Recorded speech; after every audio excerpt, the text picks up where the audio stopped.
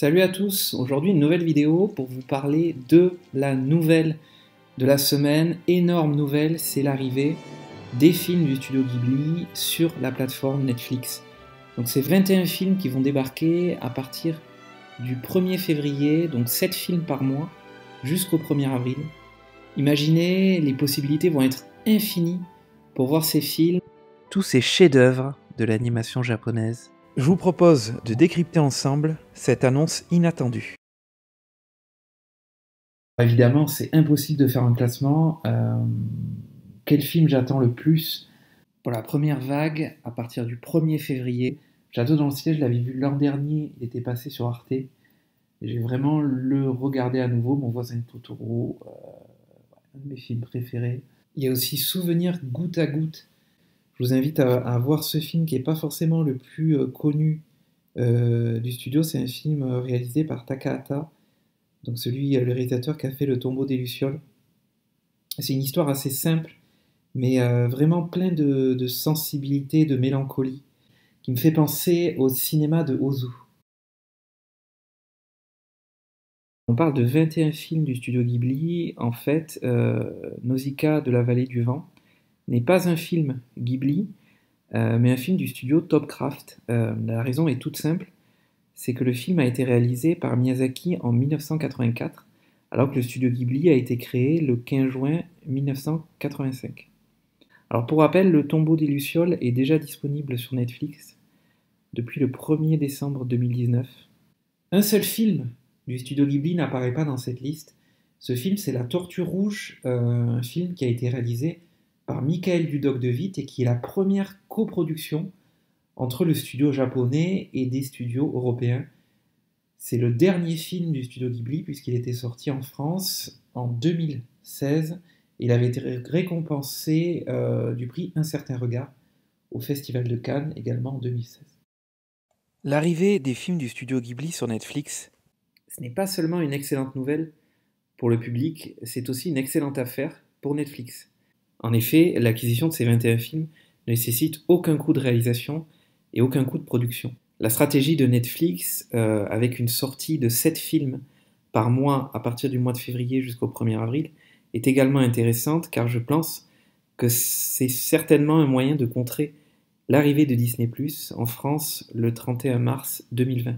Je voulais dire aussi qu'on n'a pas attendu Netflix pour voir les films du studio Ghibli.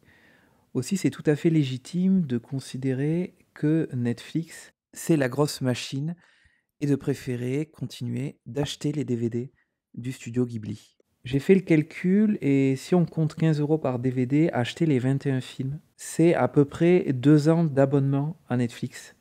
Donc avant de prendre son abonnement uniquement pour ça, c'est quelque chose qu'il faut prendre en compte. Mais je reconnais que certains films sont plus difficiles à se procurer. Donc tous les avoir en démat, à la demande et à portée de main, c'est clairement l'arme de séduction massive. La diffusion des films du studio Ghibli, ce ne sera pas pour tout le monde. En tout cas, ce ne sera pas dans tous les pays. Au Japon et aux États-Unis, paradoxalement, ils ne seront pas disponibles. L'explication, c'est qu'en décembre 2019, HBO a fait l'acquisition des droits d'exclusivité des films du studio Ghibli, donc aux États-Unis, au Canada et au Japon. Et il faudra attendre la sortie de leur plateforme HBO Max pour voir ces films dans ces pays. En Chine également, il faudra certainement patienter longtemps. Vous vous souvenez que Mon voisin Totoro est sorti seulement en décembre 2018. C'est le premier film du studio Ghibli à être sorti en Chine, 30 ans après sa sortie au cinéma au Japon. On peut se poser la question dans la mesure où Hayao Miyazaki avait toujours exprimé ses réticences face à l'arrivée de ses films sur le marché de la vidéo à la demande. Je pense que ce deal montre surtout une volonté d'ouverture du studio japonais qui doit préparer son avenir. Troisième retraite de Miyazaki oblige. Alors c'est Toshio Suzuki qui, je pense, a été un des artisans majeurs pour conclure ce marché avec les Américains, qui a déclaré dans une récente interview au Monde: Netflix nous a offert les meilleures options. Par ailleurs, en matière de création de contenu, j'ai l'impression qu'ils soutiennent réellement les créateurs et les beaux projets. Nos films ont été conçus au départ pour toucher uniquement un public japonais, mais le fait qu'ils aient pu voyager et toucher une audience aussi large nous remplit de joie.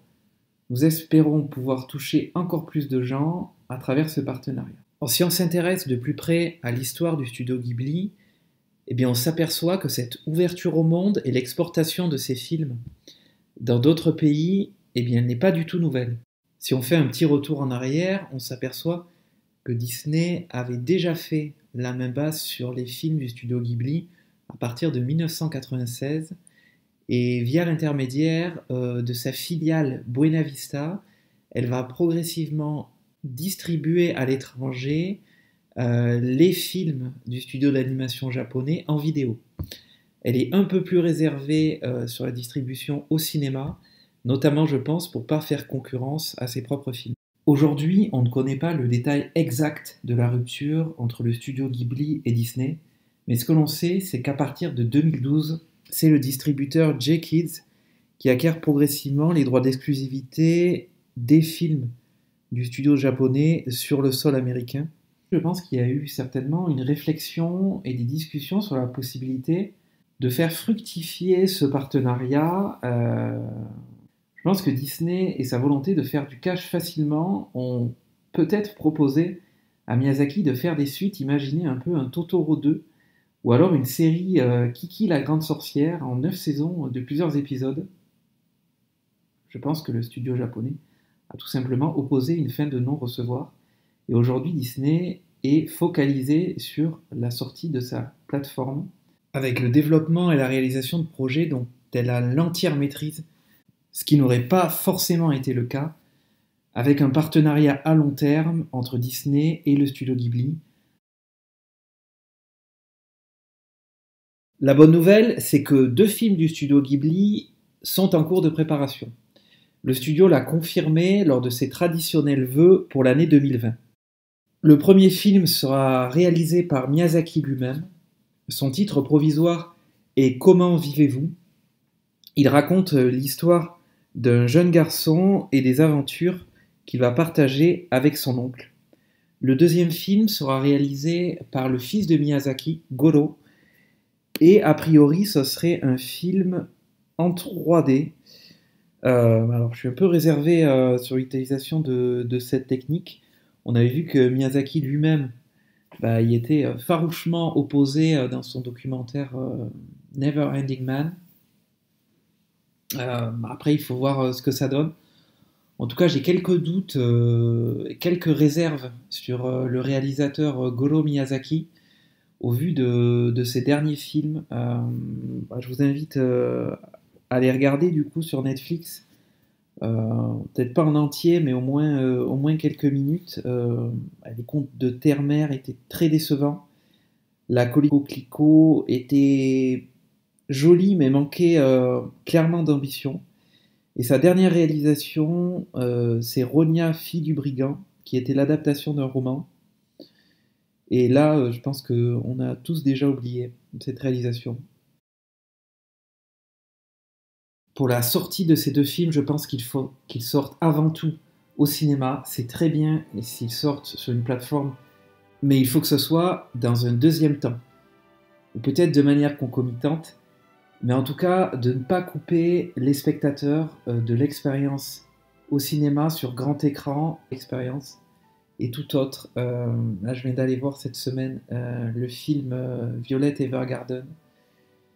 Et c'est vrai qu'au cinéma, que ce soit la musique, le scénario ou l'animation, tout est magnifié sur grand écran. Et qui de mieux que le studio Ghibli pour faire perdurer cette histoire d'amour entre le public et le cinéma d'animation japonais. Voilà, c'est la fin de cette vidéo. Je vous dis à bientôt. Je vous laisse avec quelques-unes des plus belles citations des films du studio Ghibli.